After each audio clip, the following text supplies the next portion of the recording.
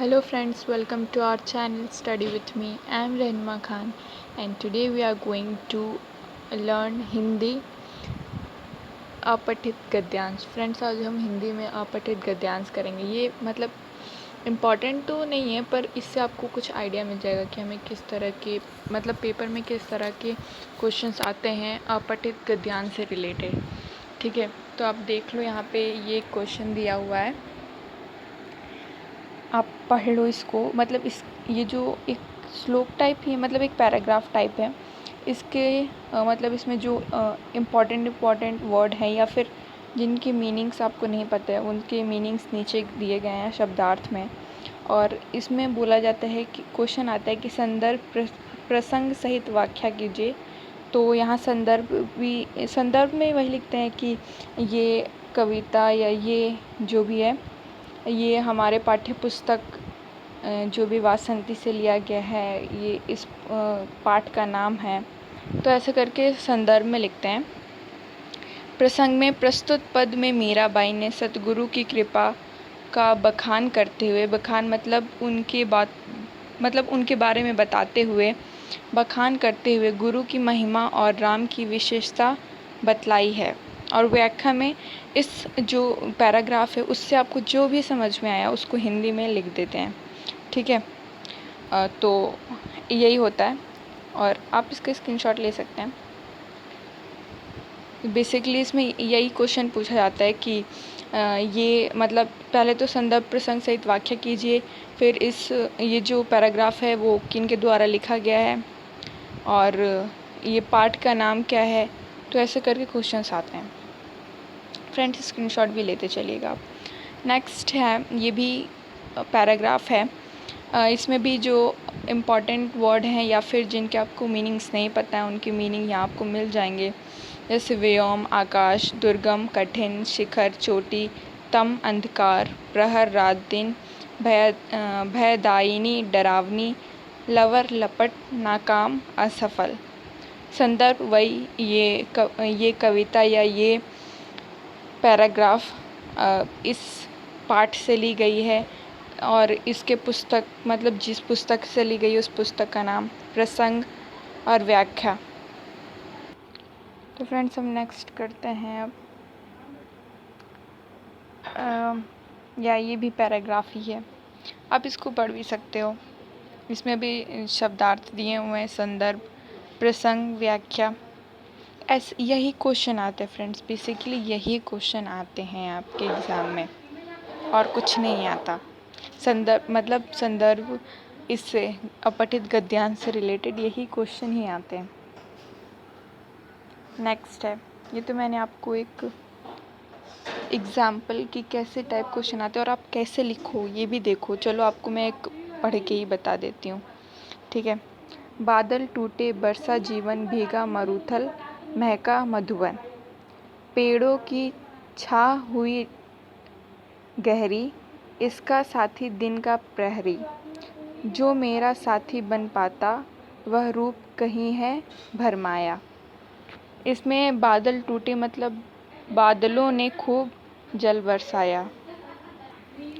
हाँ, तो फ्रेंड्स आपको समझ में, वर्षा जीवन, जल प्राप्ति से जीवन में आनंद छा गया। मरुथल रेगिस्तान, गहरी घनी प्रहरी पहरेदार, भरमाया भ्रम में डालने वाला। संदर्भ वही आपको मैं बताती हूँ, लास्ट में मैं बताऊँगी संदर्भ कैसे लिखते हैं, रुक जाओ। प्रसंग पूर्वरत मतलब पहले जो लिखा गया है और पहले से आपकी इसमें बताया नहीं, लास्ट में बताऊँगी आपको, टेंशन मत लो। प्रसंग प्रस्तुत पद में बतलाया गया है कि कवि के मन में जो अनोखी अपूर्णता है उससे वर्षा का आनंद और प्रकृति की संवेदना भी पूर्ण नहीं कर पाई। ठीक है, ये जो पद दिया गया है, हाँ पैराग्राफ को पद बोलते हैं, मैंने पैराग्राफ बोल रखा है इस पूरे वीडियो में। इस पद में जो भी बतलाया गया है उसमें कवि का जो मन है वो किसी भी चीज़ से पूर्ण नहीं हो पा रहा है, मतलब अपूर्ण कुछ ना कुछ कमी रह जा रही है। वे कह रहे हैं कि जो वर्षा है उनके वर्षा का जो आनंद है और प्रकृति की जो संवेदना है वो जो चाहते हैं वो पूरा नहीं कर पा रही है। ठीक है। व्याख्या, कवि कहता है कि बरसात में बादल डटकर बरसा, इसमें ऐसा लगने लगा है कि मानो जीवन ही बरस रहा है। वर्षा के जल से सूखा हुआ रेगिस्तान भी भीग गया। वर्षा से मधुवन भी फल फूलों की सुगंध से सुगंधित हो उठा। वर्षा से पेड़ों में नई नई पत्तियां निकल आईं, जिससे उनकी छाया भी अत्यंत घनी बन गई और सूरज उनका पहरेदार के रूप में साथी बन गया। जो कवि का साथी बने उस रूप को तो ना जाने किसी ने भरमा लिया है, इसलिए बेचारा कवि ऐसे सुहावने मौसम में भी साथी रहित है। समझ आया आपको? ऐसे जो भी आपको समझ में आता है पद पढ़ के वो आप पूरा लिख डालना व्याख्या में। ठीक है। नेक्स्ट आते हैं, ये हमारा पहला है। इस नदी की धार में ठंडी हवा आती है तो आती तो है, नाव जर्जर ही सही लहरों से टकराती तो है। एक चिंगारी कहीं से ढूंढ लाओ दोस्तों, इस दिए में तेल से भीगी हुई बाती तो है। शब्दार्थ, जर्जर मतलब कमज़ोर, दिए मतलब दीपक, जानते हैं आप लोग। संदर्भ देखो ऐसे लिखते हैं, प्रस्तुत पद्यांश हमारी पाठ्य पुस्तक वासंती में संकलित इस नदी की धार में नामक पाठ से अवरित है। इसके रचनाकार दुष्यंत कुमार हैं। ऐसे लिखते हैं संदर्भ। प्रसंग, विषय परिस्थितियों में आशावान होने का संदेश दिया है। ठीक है। इसमें क्या संदेश दिया है वो प्रसंग में लिखते हैं। व्याख्या, कवि कहता है कि जीवन रूपी नदी की ठंडी धारा बह रही है और उसमें आशा की ठंडी शीतल वायु भी आ रही है। नदी के पार, हाँ कहाँ थी मैं, नदी के पार करने वाली नाव अर्थात मानव शरीर चाहे कमज़ोर है, लेकिन नदी की ऊंची लहरों से अर्थात मुसीबतों से टकराने और मुकाबला करने की शक्ति तो है।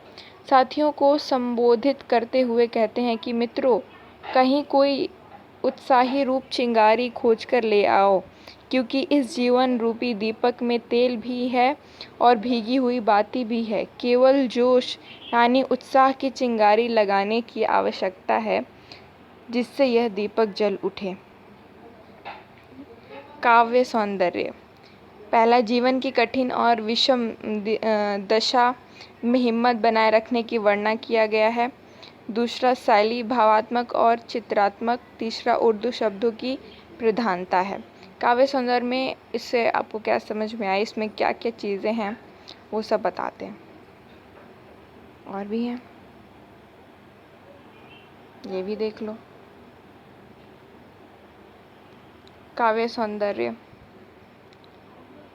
ओह मैं, ये भी देख लो आप लोग। इसमें भी पद दिया हुआ है, शब्दार्थ दिया हुआ है, संदर्भ, प्रसंग, व्याख्या, काव्य सौंदर्य।